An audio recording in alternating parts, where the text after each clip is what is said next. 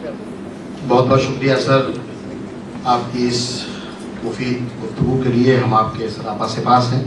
حضرات گرامی، یہ اعتراف کرتے ہوئے بےحد خوشی ہو رہی ہے کہ یہ رسالہ اس بات جو مسلمانوں کو ان کے روشن مستقبل کی دعوت دے رہا ہے، آج اس ہال میں، اس کانفرنس ہال میں الحمدللہ ایسی مضبوط اس جلسے کا میگنیٹیوڈ اتنا ہائی ہے، اتنا بڑا ہے کہ میری نظریں دیکھ رہی ہیں کہ کیسے کیسے موقر اساتذہ اس محفل کے میں موجود ہیں اور اس موضوع کے حوالے سے لکھنے والے حضرات صاحبان قلم موجود ہیں. پروفیسر عرشی خان صاحب جیسے معروف پولیٹیکل سائنٹسٹ یہاں موجود ہیں. پروفیسر شمیم احمد صاحب جو مسلمانوں کے مسائل کو اٹھاتے رہتے ہیں موجود ہیں. پروفیسر سمینہ خان صاحبہ موجود ہیں. ہمارے پروفیسر عبدالعلیم صاحب موجود ہیں. پروفیسر آفتاب صاحب کو میں دیکھ رہا ہوں، پولیٹیکل سائنس کے بہت معروف اساتذہ میں ان کا شمار ہوتا ہے. بہرحال ہم بےحد ممنون کرم ہیں علی گڑھ مسلم یونیورسٹی کے تمام اساتذہ اکرام کے اور تمام مہمانان گرامی کے کہ آپ ہماری دعوت میں تشریف لائے. اور یہ یقیناً مدیر محترم کی مساعی جمیلہ کا اعجاز ہی ہم سمجھتے ہیں کہ اس کشش میں لوگ کھنچ کر یہاں ہیں. اور یقیناً اس کتاب کا مطالعہ کرنے کے بعد ایک نئی نہج کا تعین ہوگا انشاءاللہ، ایسی ہمیں امید ہے. حضرات گرامی، بہت کم لوگ دنیا میں ایسے ہوتے ہیں جن کو یہ سعادت بے کرہ حاصل ہوتی ہے کہ وہ علم کی خدمت میں اپنے آپ کو منسوب کرتے ہیں اور انہماک کے ساتھ علم کی ترویج و اشاعت میں اپنا نام کا اندراج کراتے ہیں. اور انہی میں سے ایک ہمارے خوش نصیب لوگوں میں سے ہمارے جواں سال نائب مدیر جناب رضوان الدین فاروقی صاحب ہیں، جو اس ادارے کے نائب مدیر، جو اس رسالے کے نائب مدیر ہیں، جو ہندوستان میں اپنے معیار کے حوالے سے اس وقت بہت ان کا بھی ہے اور بہت ہی معروف اور ممتاز ہے. میں سمجھتا ہوں ابھی میں طارق شکاری صاحب سے میں عرض کر رہا تھا، سر نے کہا کہ نہیں، آپ یہ کہہ سکتے ہیں کہ اس وقت اس بات اپنے آپ میں اپنی نوعیت کا ایک واحد معیاری رسالہ ہے جس کو ہندوستان میں مقبولیت اور عرف عام میں اس کو مقبولیت حاصل ہوئی ہے. میں رضوان فاروقی صاحب سے گزارش کرتا ہوں کہ رضوان صاحب تشریف لائیں اور تعارفی کلمات سے ہمارے سامعین کو محظوظ فرمائیں. بہت شکریہ. السلام علیکم. آج کی اس باوقار تقریب کے صدر عالی وقار جناب سید محمد اشرف صاحب، مہمانان خصوصی عظیم شری حکیم سید ذیل الرحمان صاحب، پروفیسر نشاط فاطمہ صاحبہ اور مہمانان اعزازی پروفیسر طارق چھتاری صاحب، شافق قدوائی صاحب، غضنفر صاحب، صغیر ابراہیم صاحب اور محمد سجاد صاحب، ساتھ ہی اس تاریخی اور پروقار تقریب کے گواہ آپ سبھی معزز سامعین، یہ میرے لیے واقعی باعث افتخار ہے کہ ان بزرگوں کے سامنے کچھ بولنے کا موقع مل رہا ہے. مجھے شعر یاد آ رہا ہے ضیاء فاروقی صاحب کا کہ لہو سے جن کے ہے روشن یہ خانقاہ جنوں، لہو سے جن کے ہے روشن یہ خانقاہ جنوں، ہمارے سر پہ ہے سایہ انہی بزرگوں کا. جیسا کہ آپ سبھی کو معلوم ہے کہ آج یہاں ہم سب اس بات کے خصوصی شمارے نیا ہندوستان پرانا مسلمان کی تقریب رسم اجرا میں حاضر ہوئے ہیں.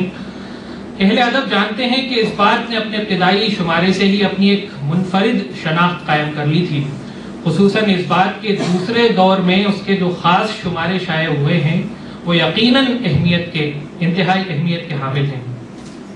خواہ وہ ادب میں فحش نگاری اور اریانی نمبر ہو، عالمی نثری ادب نمبر ہو، مشاعرہ نمبر ہو، سرقہ نمبر ہو، احیاء مذاہب نمبر ہو یا پھر مزاحمت نمبر. یہ تمام خصوصی شمارے نہ صرف اہم ہیں بلکہ ان کی دستاویزی حیثیت بھی ہے. ظاہر ہے کہ ان موضوعات پر مواد جمع کرنا اور پھر اس مواد کو اس قدر سلیقے سے پیش کرنا بغیر جنون کے ممکن نہیں، اور یہ جنون اشر نجمی صاحب کی ذات کا حصہ ہے. ان خصوصی شماروں کی جس طرح پذیرائی ہوئی وہ اس بات کا ثبوت ہے کہ بر صغیر میں لوگ نئے رجحانات یا نئی معلومات کو قبول کرنے کا حوصلہ رکھتے ہیں. یہی وجہ ہے کہ معروف ادیب و ناقد شمیم حنفی صاحب نے ایک بار ان سے کہا تھا کہ آپ کو اس بات کے ہر خاص نمبر پر اعزازی ڈاکٹریٹ کی ڈگری ملنا چاہیے. اور ممتاز مزاح نگار मुजतबा हुसैन साहब ने तो उन्हें जिल्दसाज मुदीर का लक़ब दिया था। वैसे तो अशर नदवी साहब का नक्श कलम किसी एक मैदान तक महदूद नहीं है।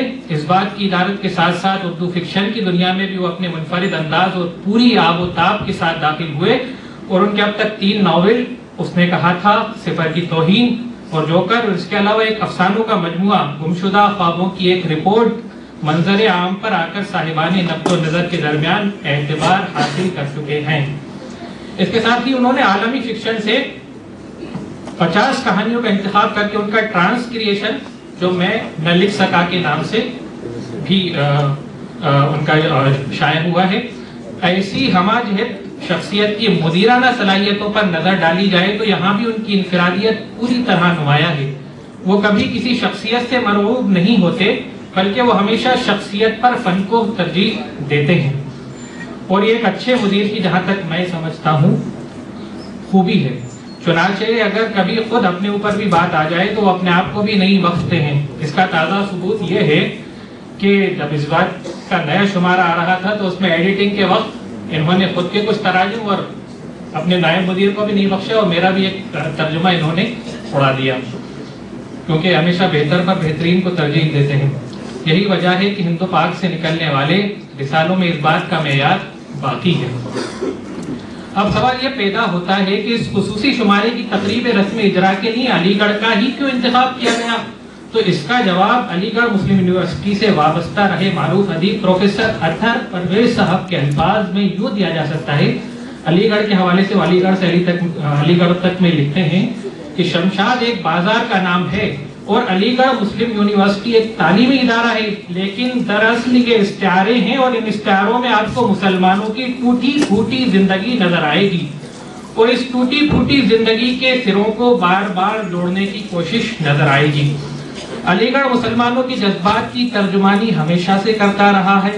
यहाँ हिंदुस्तान के मुसलमानों की कुव्वत भी नजर आती है और उनकी कमजोरी भी।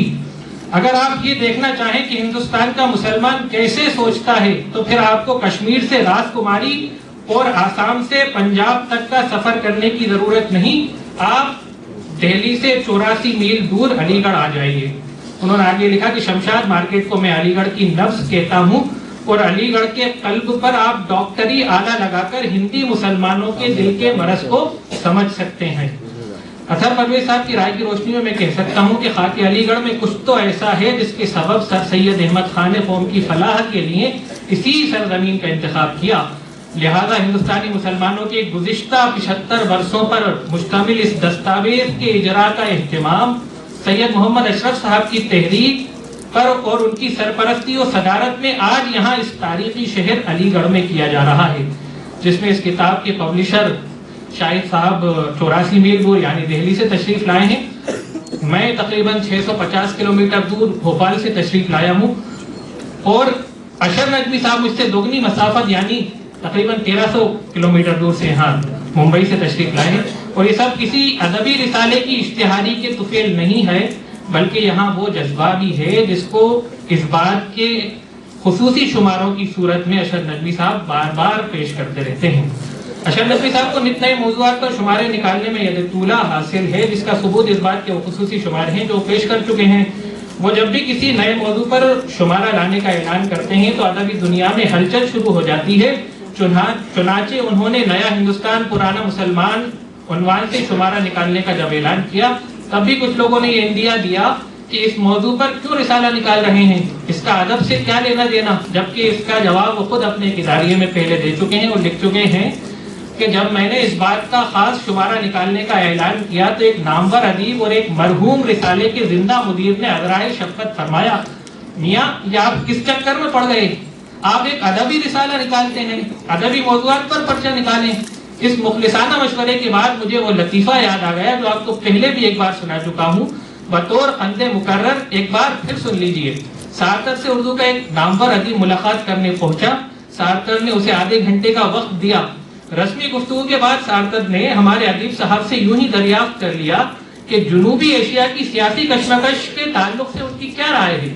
हजरत अदीब ने नखवत के साथ मुंह बनाते हुए कहा, जनाब मैं शेरो अदब का बंदा हूँ, मेरा सियासत से क्या ताल्लुक। سارتر اپنی جگہ سے فوراً اٹھ کھڑا ہوا اور یہ کہتے ہوئے رخصت ہو گیا کہ جو شخص اپنے گرد و پیش سے اس درجے لا تعلق ہو مجھے اس کے ادیب ہونے پر بھی شک ہے۔ یہ محض لطیفہ نہیں بلکہ بدقسمتی سے ہمارے اردو کے ادیبوں کا ذہنی اور نفسیاتی قواعد بھی ہے جو ایک اختراعی مفروضے اور بے بنیاد احساس تفاخر پر ایستادہ ہے۔ ناصر عباس زیر نے بھی اپنے ایک مضمون میں جو اس بات کے لیے شمارہ نمبر 20 میں شائع ہوا تھا اس تعلق سے ایک رائے قائم کی تھی، وہ بالکل درست ہے کہ ادب سائنس فلسفے اور فکر سے محض تعلق کسی کو دانشور نہیں بناتا۔ دانشوری مسلسل سوال اٹھانے، ہر صورت کے تمام ممکنہ پہلوؤں پر نظر ڈالنے، ہر مسئلے کی جڑ تک پہنچنے کی کوشش کرنے، مقبول آراء پر سوالیہ نشان لگانے اور ہر نئے مسئلے کو اس کے اپنے تناظر میں سمجھنے سے پیدا ہوتی ہے۔ اس بات کے حوالے سے اشرف نجوی صاحب نے بھی یہ کوشش کی ہے کہ مسلسل سوال اٹھاتے رہیں اور ہر صورت کے تمام پہلوؤں پر نظر ڈالتے رہیں اور ہر نئے مسئلے کو اس کے اپنے تناظر میں سمجھنے کی کوشش کرتے رہیں۔